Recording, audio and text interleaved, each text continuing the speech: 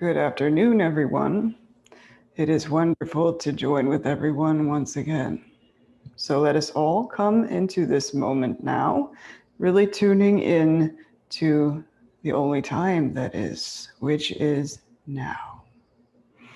Let go of all thoughts of the past, all future predictions, all distractions, and just be here now.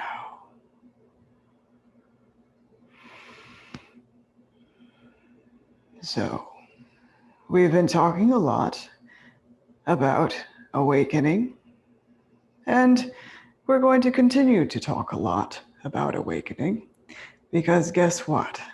That's why you are here. You want to awaken. You want to wake up from this dream. So, awakening.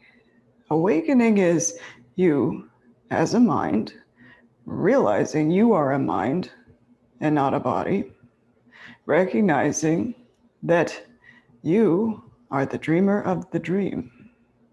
You are the cause of all effects.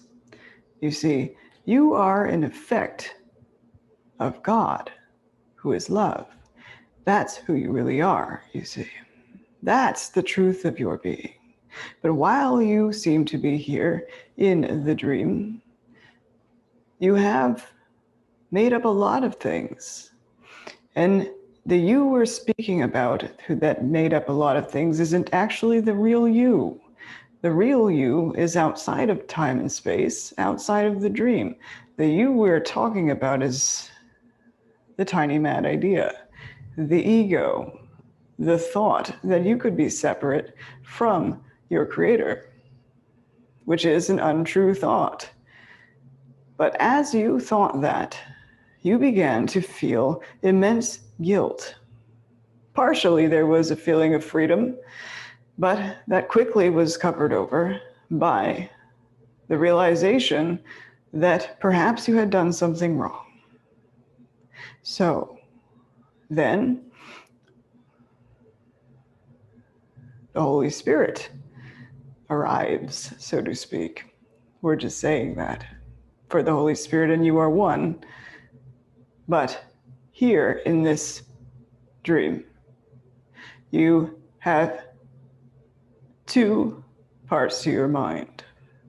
You have the part of your mind, which is your right mind. That is where the Holy Spirit is.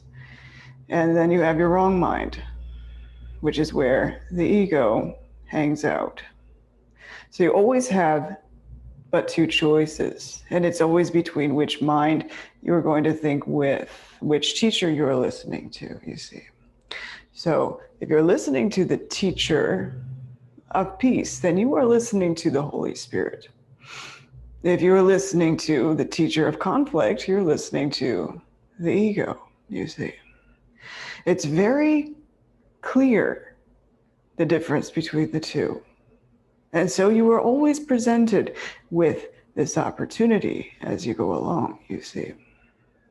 So let's say you're just going through the day and you had set your intentions, which many of you have been practicing, but still you find yourself caught up in the illusion, the world of separateness, the world of confusion, the world of fear. And you say, well, I thought that I had set my intentions right. I thought that I had said that I'm going to have a good day, but it turns out I'm not. Well, that's because you fell back asleep, you see. But what that asks you to do is to forgive yourself and then try again.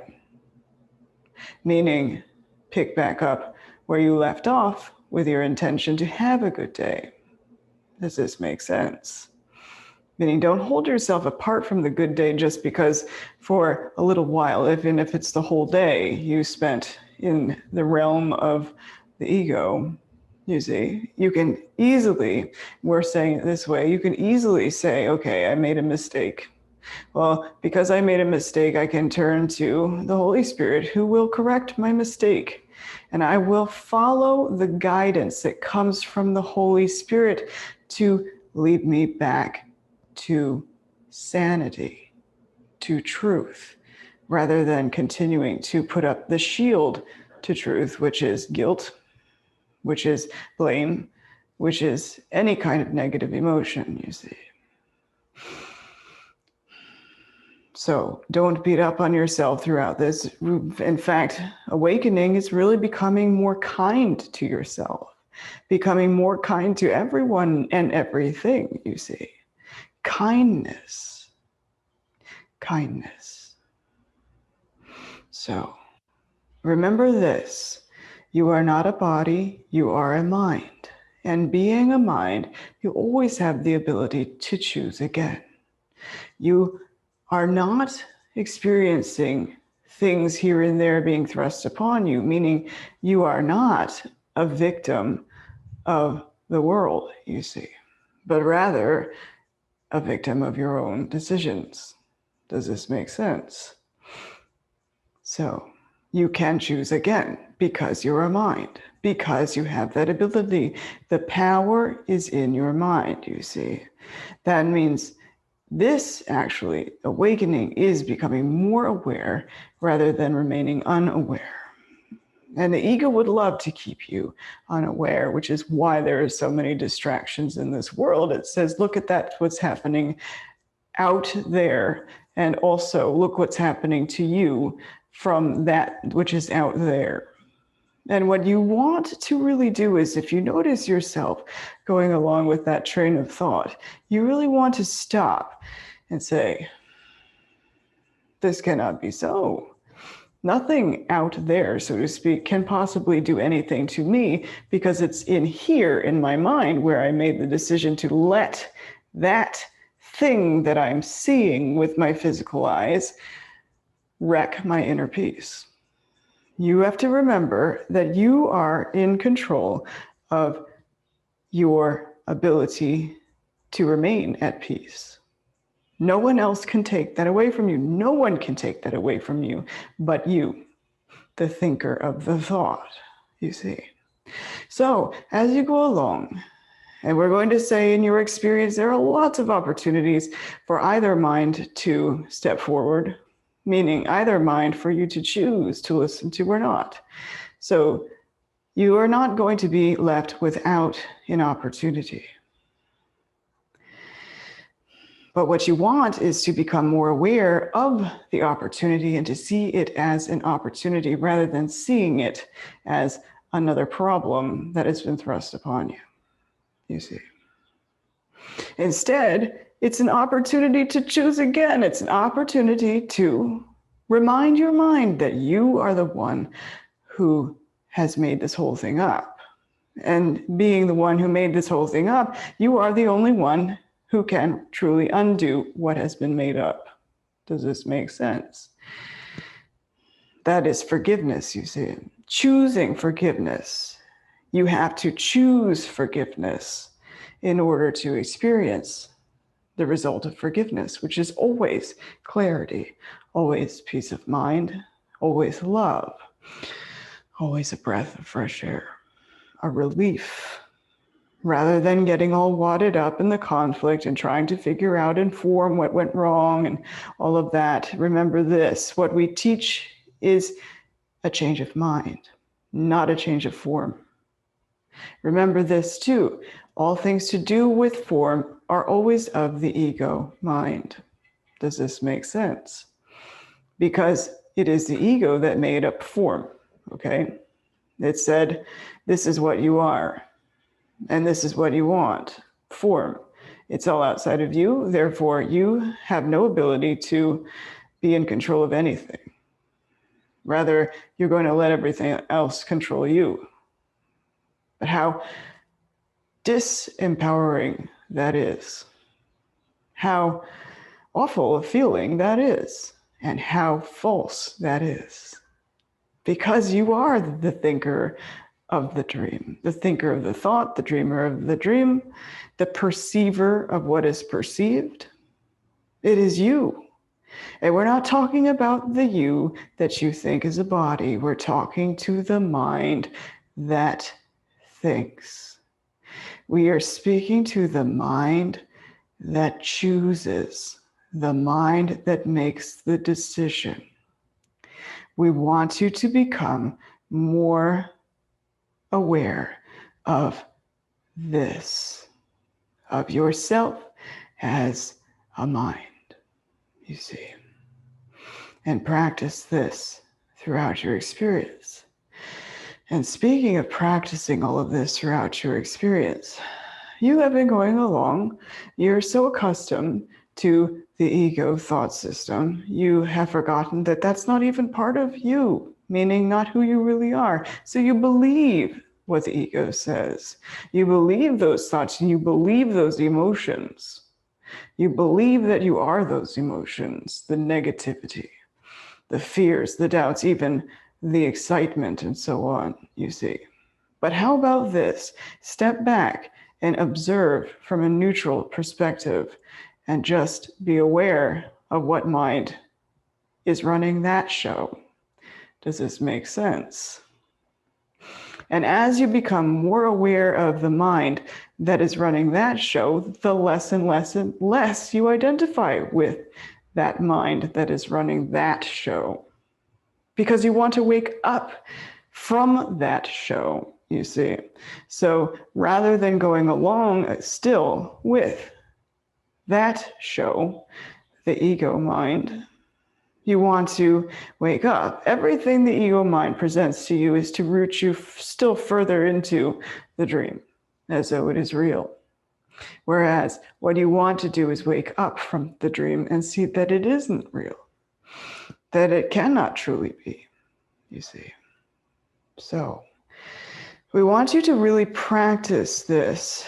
And this might not be comfortable at first, and we've talked about this with you before, but it really is a major change of mind. And we're saying it major change of mind because it's going to take some effort. It's going to take some work. In fact, the work is work at first, but the more you practice it, the more it becomes easier, you see. The easier it becomes. And then it becomes part of your routine, so to speak, which will not really be considered a routine, but just your life. Does this make sense? Because we're not trying to get you to start picking up new routines and all of that. That's just the only word that was available. But what we want to say is you will become more accustomed to the flow of your true way of being, which is always love, you see. And a love that is not of this world. That's you. So, but at any rate, like we were saying, it's going to take a lot of work. So let's take, for example, the news. Many of you, and all of you, in fact, we're not going to say just many of you, all of you will be triggered in some way, whether it's excitement that something happened that seemed to be going the right way in whatever way that you thought was the best way, or anger because that way that you thought you wanted it to go didn't go that way, then you react in that way. Either way, both are part of the same thought system, and that's the ego thought system, you see. That's not peace of mind.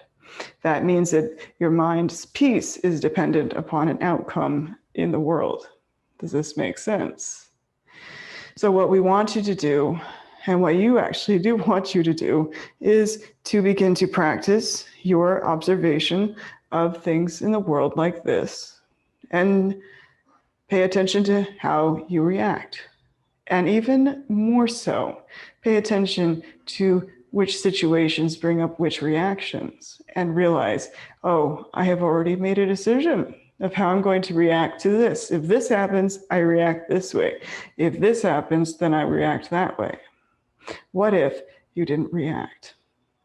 What if you chose peace of mind instead? You chose to be clear and at peace, because it isn't about the form in which things are presented to you. It is about the content of your mind. If you are operating from a mind of peace, then all actions that are done will be done in peace. Does this make sense? So first, it's best that you become aware, because in that way, then you can be a mind of peace. you can truly be that mind of peace. And as you exemplify yourself as a mind of peace, you show to your many brothers and sisters that this is an option, that you do have this option, that you do have the ability to be at peace no matter what. You see, and that is your goal. Peace of mind. Because in a peace of mind, all things are answered, you see. So, yes, as we were saying, we really want you to practice this and really become more mindful of your mind and yourself as a mind. We want you to practice this. We want you to put forth the effort to change your mind when you've noticed that you're going down the same worn out pathway in your mind, you see. And you want to have a change, and so you'll make that change. But it takes a constant practice. It has to happen. It has to be done over and over and over. It has to be repetitive, just like anything you learn. It has to be done in repetition, you see. So we want you to practice what we teach repetitively, you see, so that it is built stronger and stronger as you go along. So then, no matter what you seem to experience, it will be your go-to. Your turning to the mind of peace rather than conflict will be your go-to. Does this make sense? And then you notice how much better you feel as you do so. And that's something that will reinforce your desire and your commitment to choosing a mind of peace. So, like we said, it takes practice and it takes a vigilance, you see, a dedication, a consistency of this. You are not without help. The Holy Spirit is with you always. You are not without help. Your mind is with you always, you see. Remember, your mind, who you really are, is always one with the Holy Spirit. So when you choose a mind of peace, you are actually choosing the Holy Spirit.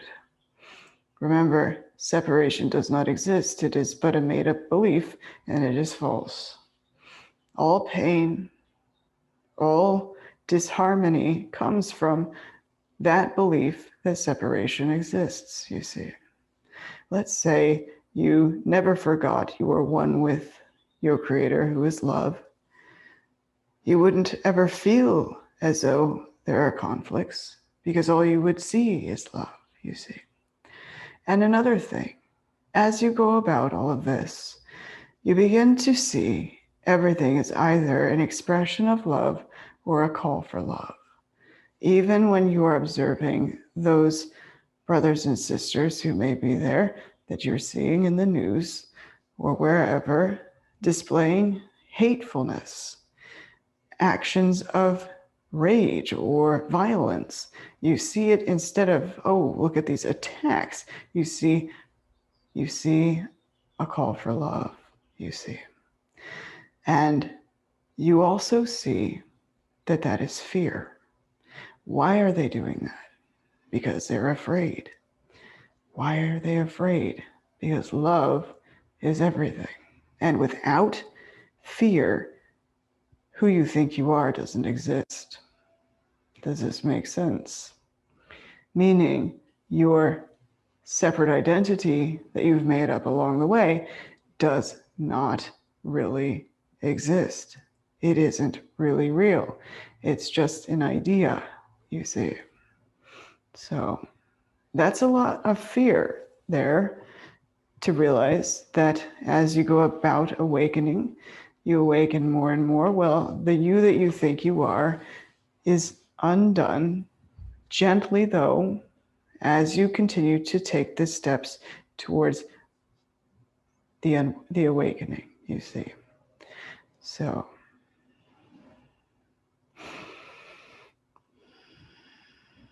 think about that for a little while and just be with that. Just be with that. Because the you that we are talking to is not really the you that you think you are, is not the personality self, you see. It's the personality self that fades away, you see. But we want to remind you this is gently done in a step by step. That's why we say we don't just throw you into real reality. You would be too frightened. Does this make sense? Because suddenly the you that you thought you were isn't there. Where is it? And where are you? Here's another thing. The world was over long ago. So, the world was over long ago. But you just seem to be going through this that is the world. But it isn't really real. It is just a dream. And you want to wake up from it. You want to awaken. You want to be free. You can feel the freedom of believing, or not believing, but you can feel the freedom of letting go of the belief in the world, you see. The world is conflict. The world is sacrifice. The world is separation. You want unity. You want peace of mind. You want light. You want freedom. So you move toward freedom by changing your mind about what you perceive, meaning how you interact with life itself in all situations and circumstances. Always choosing peace above all else. You can do this. You can do this. So, well, seems like a good time to begin to dive into some of these questions. Here's the first question. Hello, Jesus. I send you much love and light. Thank you for your guidance over the years. My ego likes, yet struggles with, the science of astrology. I've read many things regarding the influence of the planets on our personality and how they govern long periods of our lives, the seasons, the days of the week, and the hours of the day. Is it only on Earth that our lives are affected by the planetary patterns in our solar system? And if so, do they contribute to the development of our false ego personality, or rather to our soul's growth? Thank you. Wonderful. Okay, so we're going to go back to the very beginning with that your ego struggles with the science of astrology. Is that correct? Waiting for an answer. Well, at any rate, we're going to point out the reason why the ego is struggling with the science of astrology is because the astrology is actually part of the ego thought system. Astrology is part of time, you see. Time is of the ego thought system. Does this make sense? Remember this too. You are not governed by anything outside of your own mind.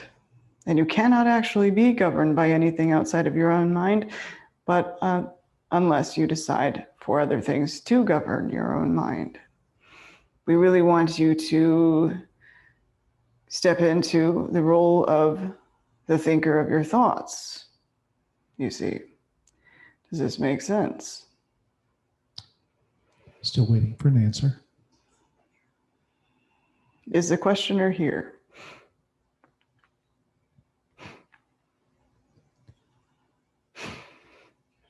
Okay, the questioner is not necessarily here, but we can go on about this. But you can see how it is a confusion to think, and sometimes it's something that people believe in, you see, and at times it can be helpful if you want to realize there's something outside of the knock on wood sort of physical things of this world, you see. Do you see what we mean? Meaning, oh, the walls are the only thing that's solid and real, and that's reality and all of that. And sometimes astrology can say, oh, there's something different, there's something else, there's something greater than the physical experience here going on. But the trap in that is that you're still handing your mind over to outside situations or outside forces, so to speak, that govern your mind for you, which is not possible. You've really got to wake up and realize you are the one who is that, you see. You are the mind. You are the mind. And everything you experience is by your election, your choice, your decision. So as you become more aware of this, you will get a greater grasp of your mind. Does this make sense? You can feel how uncomfortable it is to think that outside circumstances and outside forces can really influence your mind to the point that it thinks for you. Can you feel that? That it doesn't feel good to think that something outside of your own mind can think for you. We really want you to wake up from that false belief. You see, that's an old, worn out way of thinking, that things outside of your mind can think thoughts for you. Does this make sense to everyone?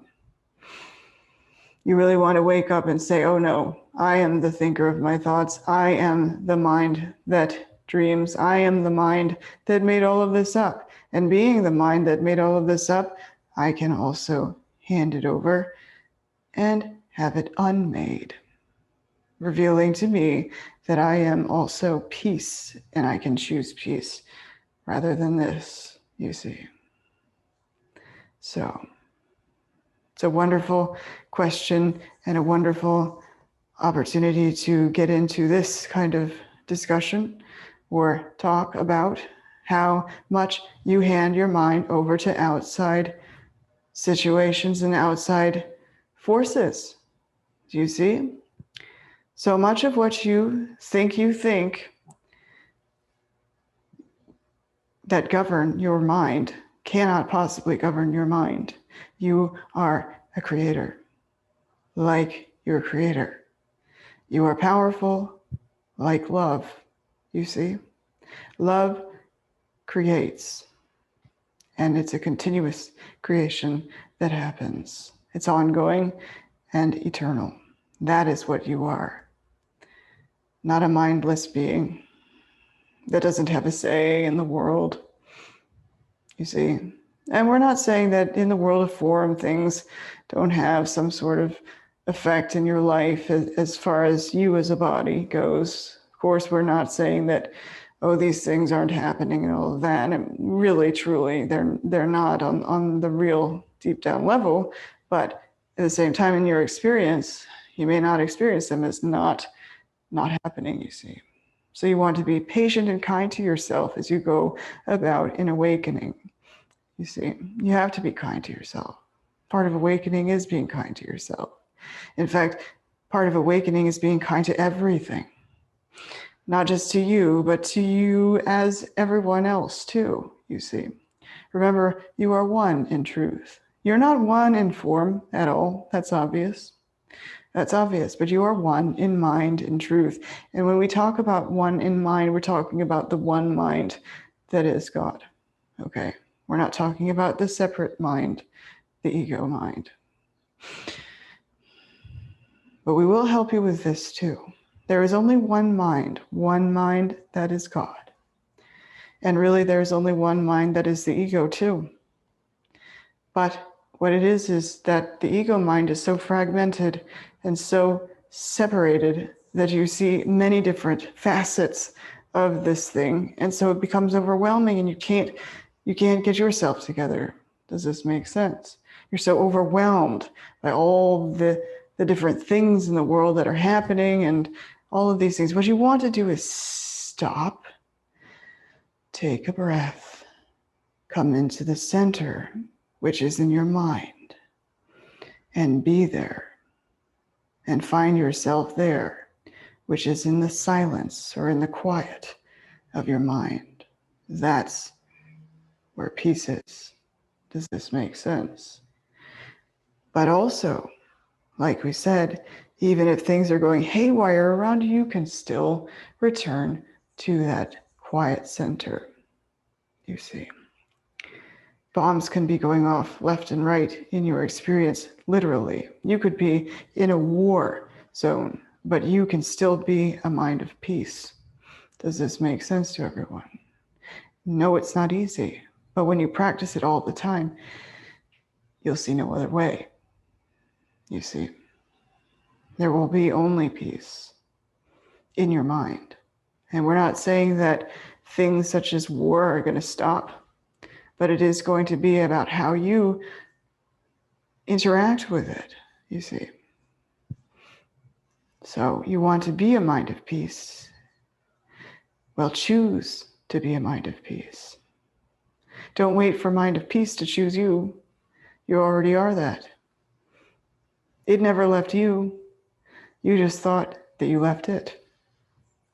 Well, now you can wake up and choose it again in every situation. So,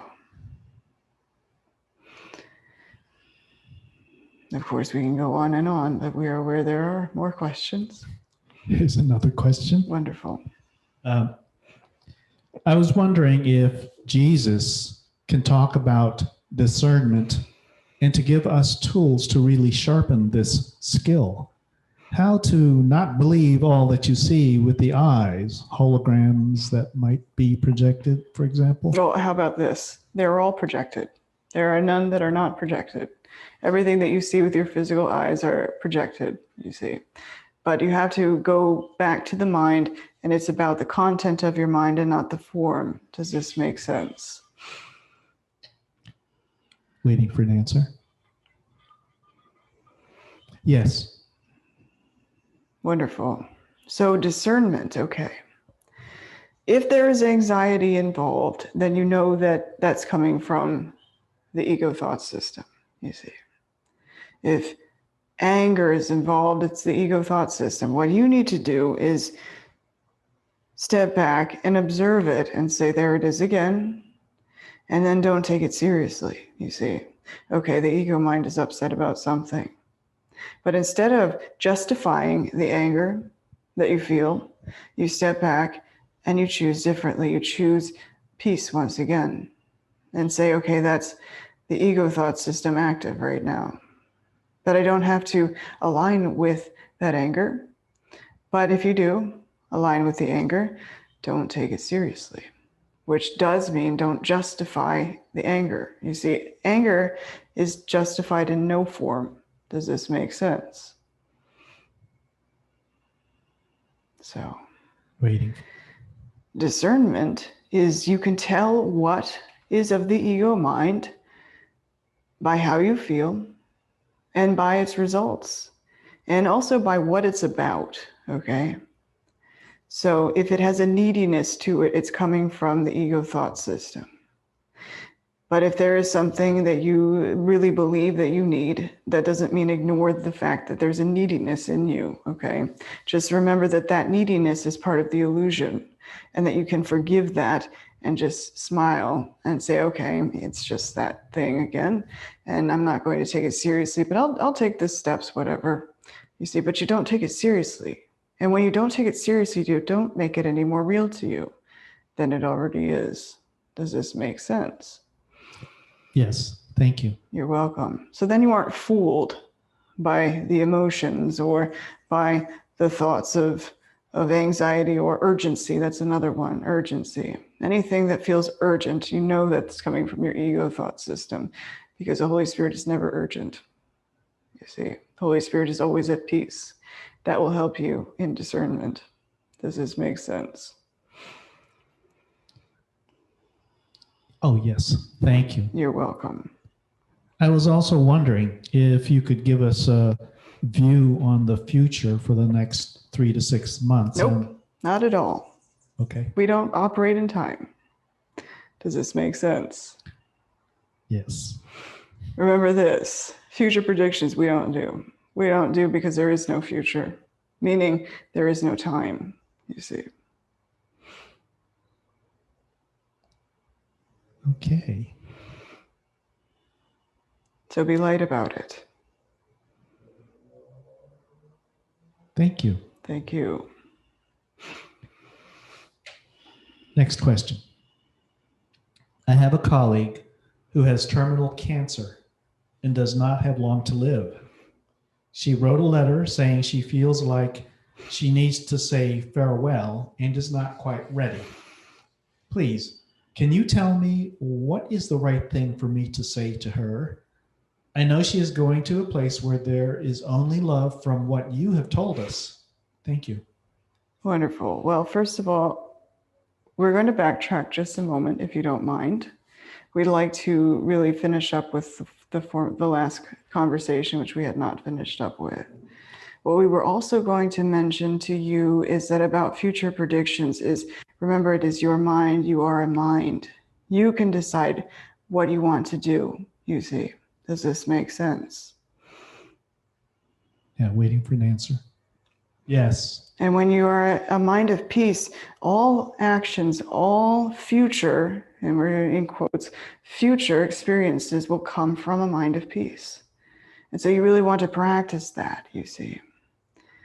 And so that's the only kind of, in quotes, prediction that we're going to give, is that the more that you practice a mind of peace, the more your life will begin to look peaceful. Does this make sense?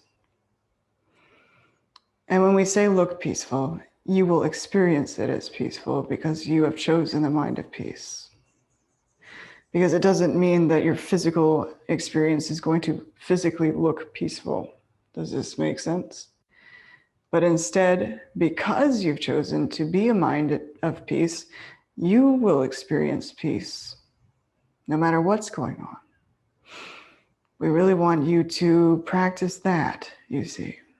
So instead of looking to future predictions about form-related things and all of that, we want you to begin to operate again from that mind of peace and see where that takes you. Because you will feel better in the turning to that. Does this make sense? Thank you. Yes. You're welcome. Okay. Now we are ready for the next question about the terminally ill or the Yes, patient. she has terminal cancer, does not have long to live, and she wrote a letter saying she feels like she needs to say farewell and is not quite ready. What is the right thing for me to say to her? Say that there is only love. There is only love, and you are that. You are love, and wherever you are going is love, because that is what you are. What we want to also say is that you are eternal. You are eternal, and you are eternity itself. You are not a body. So when the body dies, you do not, you see. Who you really are is not gone, but realized. Does this make sense? You remember when the form dies, what you really are. Formless. Formless love. Yes. Thank you. You're welcome. And also remind her to be kind to herself, take care of herself, and say, do whatever you can to help yourself feel at peace and feel in love, you see. Be kind to yourself. That's really the message. Anything you can give to her that is a message of kindness and a message of love. That is what we would say to do. So, Thank you. you're welcome. Remember, when you turn to the mind of love, which is one with mind of peace, what comes through you will be an expression of love always. Just allow that to flow through you.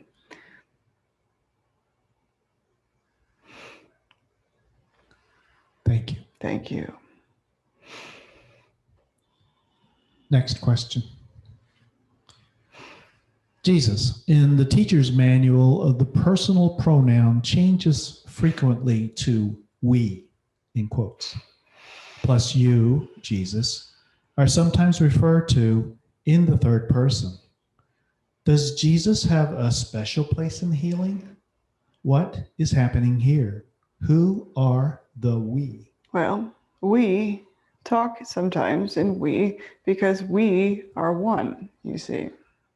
Because there is a we are one, though. Does this make sense? We includes you and everyone. Does this make sense? Yes. Wonderful. And as far as what we have to do with healing is we are here to remind you that you are the healer, really. You see, your mind is the healer, and it is your mind that needs the healing. And so it's always a series of decisions, you see. And what we want you to do is remember that you are that mind, you see. And remember this, the patient must minister to itself. Does this make sense? Yes. And does this answer your question?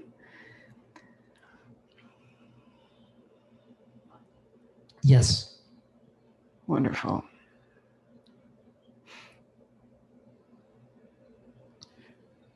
So what about all the quote unquote trauma work that is being done in the world right now? The idea that trauma is stored in the body. How does choice fit in here? Well, it is all a choice. It's a choice, and we're going to say this, it is a choice to have trauma. You see, it seems like it's outside of you. It seems like the trauma was thrust upon you. You in general, we're not talking about you specifically, we're talking about anybody experiencing trauma. But all that trauma is a decision in the mind to have trauma. And what is trauma? But something to make you think that you're separate from love. Does this make sense? And it needs forgiveness. That's what trauma needs. Trauma is asking for forgiveness, you see. Yes. You see, that I can see peace instead of this, or this need not be so, you see.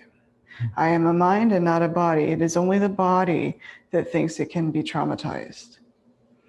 It is only the body that thinks that trauma can even be, you see. The mind knows not of trauma. Does this make sense?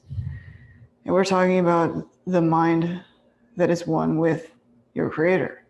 The ego fully agrees with trauma, you see. In fact, trauma is its own making, you see. Its own making in order to distract you from the power of your mind, you see. The peace of mind that you have, that you are, that you can always choose. Do you see what we mean? Yes. So trauma work, the real trauma work would be to remind the mind that this trauma comes from the ego thought system, and you can always change your mind. Now, that doesn't mean that if you've been experiencing trauma for a good amount of time to the point that it has become a pattern in your life, that you can just snap your fingers like that and it's gone. That's not what we're saying. But what we are saying is you can begin to loosen the hold of trauma on your mind by gently walking it step by step in love and in kindness, and just allow its correction. Does this make sense? You don't want to push it. You don't want to push it away, because pushing it away says that it is real, you see. Whereas taking it gently, step by step, okay, I've fallen into a trap of trauma, you see. I've believed it for so long, and I don't know myself without trauma. So I even am traumatized by the fact that I have to let go of trauma, you see. I'm traumatized by the fact that there is this thing that I have to do, that I have to let go of the trauma. I don't know myself without trauma. And so that's why it's a gentle, step-by-step process of releasing it to the Holy Spirit, which means to bring all of your darkness all of your dark cornerstones to the light. You're not going to be bringing the light to the trauma. You're going to bring your trauma to the light. Does this make sense? Therefore, it can be undone, you see. But this is a process. All of this is a process. Everything we teach is a process. There is no need for you to become more traumatized, you see. So we want you to be gentle on yourself. This goes for anybody who is experiencing trauma, to be gentle on yourself and loving to yourself, but be willing to let go of it too. Does this make sense? Yes. And how am I to be with friends who, quote unquote, offer trauma work as healers? Well, why do you have to?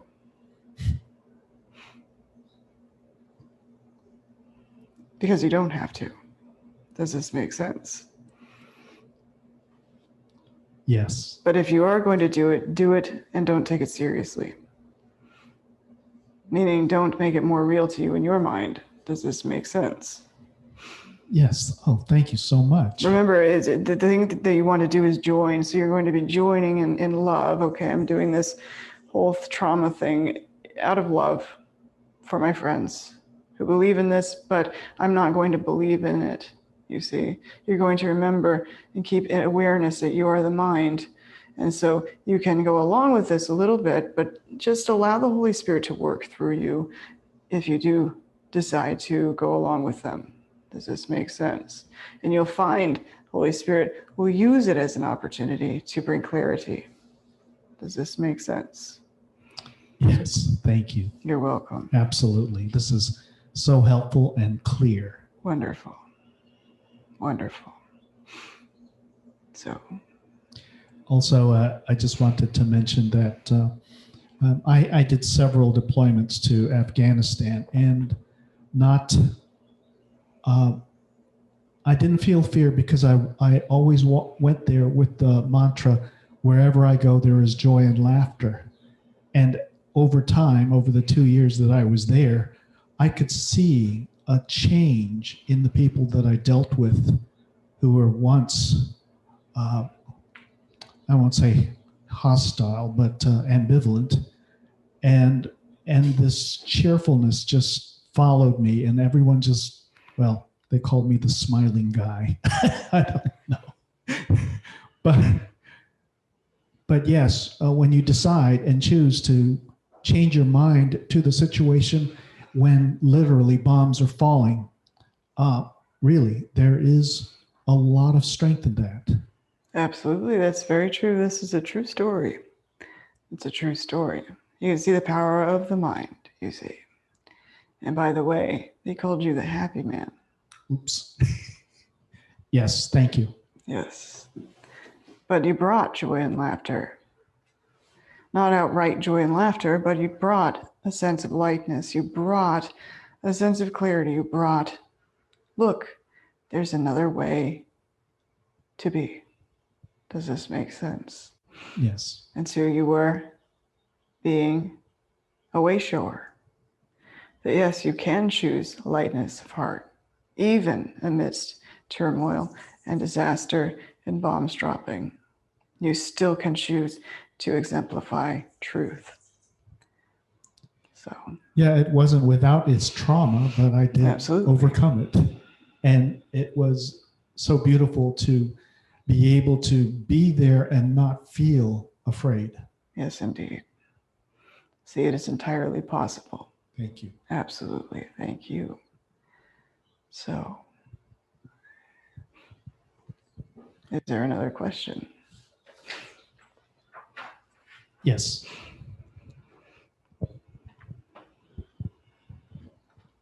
Well, I had one, but hello, everyone. I had one, but kind of that your answer to the trauma and the friends who want to do the trauma work kind of, I think, answered a lot of it, because I was going to ask about conversations with friends and loved ones who feel very deeply involved in what is happening in the world, because I don't like when these conversations activate the part of my mind that still believes everything is real. I'm not so well practiced that that I don't get pulled into it. And I tend to avoid talking with these people. And that doesn't really feel good either, because I can feel distance growing and instead of joining. So I wonder if you could talk about that Of a course. So here's the issue here is, rather than remaining mindful of yourself as a mind, you have thought of yourself again as separate, you see. And so what you're seeing is your brothers and sisters who want to talk about things of the world. Well, like you were saying, you don't feel practiced enough to do that, but that's not actually true, you see. You want, instead of it having to do with you and how you don't think that you'd be able to handle that, make it about them. Does this make sense? Do you follow what I mean? Meaning, It does, but can you? yes. So instead of thinking, oh, but if I talk about this, I might get disturbed a little bit and then I'll lose my peace of mind and all of that. So I'm not even going to touch that.